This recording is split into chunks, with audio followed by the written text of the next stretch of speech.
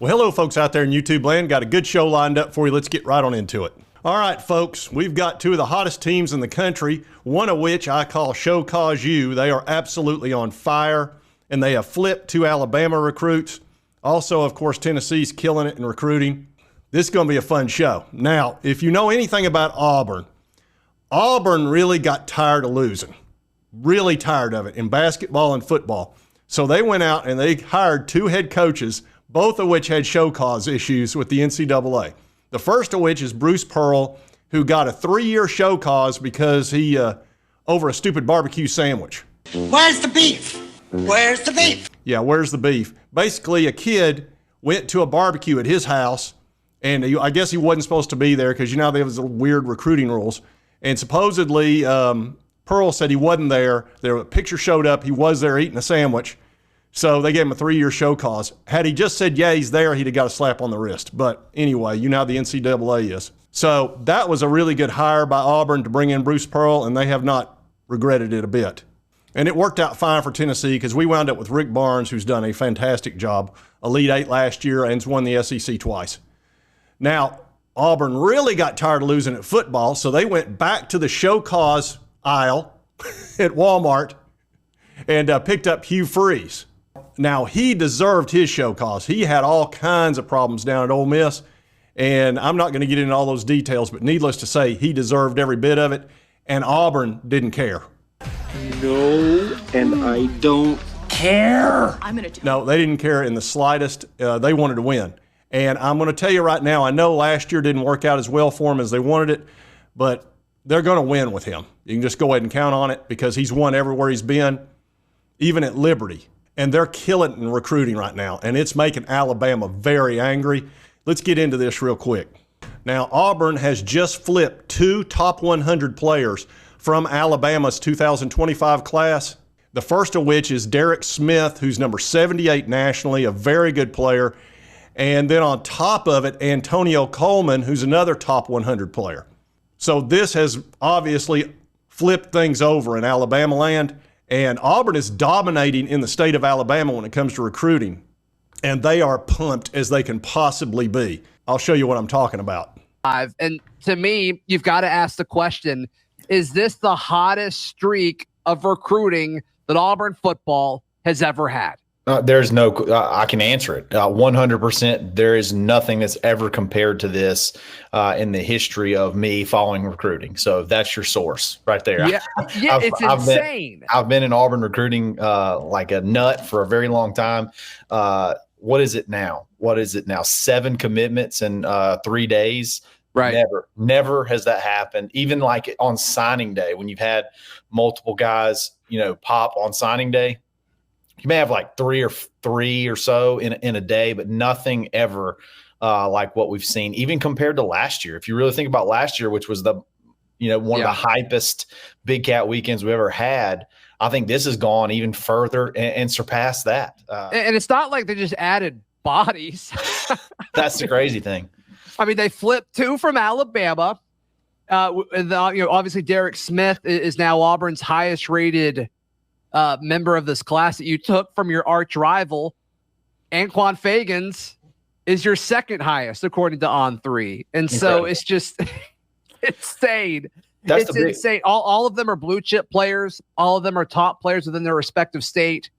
And what Hugh Freeze and this Auburn staff is doing in the state of Alabama right now, they're owning it. They're owning it right now. After these flips, Alabama's in a situation where they're not projected to get any player in the top 10 in the state of Alabama. Think about that. That is insane, Charlie 5. It's hard. Yeah, as you can tell, they're all broke up about it. They really feel bad for Alabama not getting any of the top 10 players out of Alabama. That does seem insane to me. But anyway, that's what's going on. Now, needless to say, it has not gone unnoticed in Alabama land. The Bama folks are not happy, and I'll give you a prime example of their reaction to this. The stupidity of the Auburn Tiger fan base never ceased to amaze me. Auburn Tiger fans out here jumping for joy, celebrating, throwing shit paper all through the streets as they usually do when they get a big win, because 2 of Alabama's 2025 commits decommitted from my beloved Alabama Crimson Tide and committed to their Auburn Tigers. But to go on Twitter and talk like the Auburn Tiger fans are talking now is asinine. It is asinine. Talking bad about my Alabama Crimson Tide. Talking bad about Coach Kalen DeBoer. But that's okay. It will all come back to bite you in the ass on the playing field, on the gridiron. When you come to Tuscaloosa, Nick Saban Field at Bryant-Denny Stadium in November, Auburn Tigers, you remember this, okay? You remember how much of a big deal you made out of this, all right? Oh, yeah. Here's the thing. A lot of people think they have rivalries, and I bring this up from time to time. An in-state rivalry is the worst. It's the most intense. It's brutal. And if you ever watch, you watch the Iron Bowl game, it's like this. I mean, they go at it like nobody's business, like two brothers fighting. And even if Auburn's not very good in a particular year like they were last year, they beat the crap out of Alabama last year. And somehow Jalen Milroe throws a Hail Mary from 38 yards and wins the ball game. Just a miracle play, honestly. And Auburn, I know they had to be sick after that. But this is the type of thing. Imagine living next door to the person that is wearing Alabama or Auburn, depending on which team you love, and they're talking smack 24/7 to you. So look for this year's game. It's going to get super competitive because Auburn's getting better and better, and Hugh Freeze knows how to beat. Well, he knew how to beat Nick Saban. The question is, will he be able to beat Kalen DeBoer? We're going to find that out. I still think they're one player away from being able to really compete at a high level, and that's going to be at quarterback. Right now they got Peyton Thorne, who's a decent quarterback, but they need to get a big-time quarterback. I know they've recruited some good ones, but they're not ready. So they're probably still a year away from being able to really compete, but they're on their way. I'll show you in the rankings. They're right there with Tennessee, who's hot as a firecracker too. Tennessee has just had 4 commits in the top 100, 4 of them, which these are all big-time blue-chip players. So Auburn and Tennessee are hot as firecrackers. Part of that 7 that one guy was talking about is for 2026, but here's 2025. And Ohio State's still in number 1. Alabama was taking them over, but now they've fallen back pretty good, losing those 2 top 100 players. Georgia's still in 3rd, LSU 4th, and then Auburn just jumped Tennessee. Now, Auburn's got 1 more commit, and that's playing a role in this, but now they're number 5, and Tennessee is number 6. So it's really close. They've got 21, we've got 20. And Tennessee may very well pick up a 5-star in David Sanders here in a few weeks, and they've got a couple of other big-time 4-stars that look like we might get. So it looks like it's going to be a real matchup to see who finishes 5th. It's going to be hard to break into that top 4 because, as you can see, there's a big jump. It's like 12 points difference between 4 and 5, and in 4th place only has 18 commits, which is LSU. So I think it's going to be a battle for 5th, 6th, something like that between Auburn, Tennessee. Notre Dame's going to fall out of that. Texas A&M, and probably a Clemson, who's got a good average, and also Oregon. So you've got 2 really hot teams on the trail right now for recruiting, and that, again, is Auburn and Tennessee, and they're going to be playing with the big boys here real soon. Honestly, I think Tennessee's ready to do it now with Nico, and that's because Josh Heupel's going into year 4. And when you go into year 4, you've got your guys pretty much at every position, and he's been recruiting really well as far as strategic recruiting.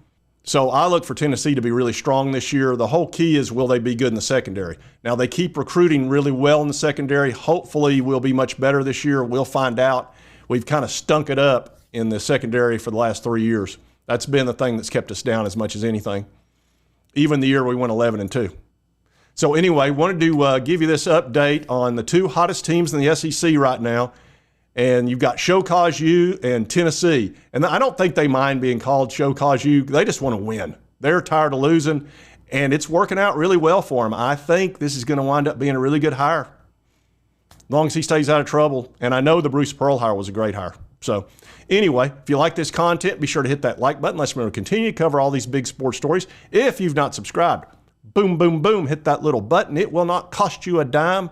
Helps me out and helps you get my videos, because sometimes it's hard to find stuff on YouTube. And right over here is the most recent video that YouTube thinks you'll like based on your viewing history. And we'll see you next time on Sports Talk Jay.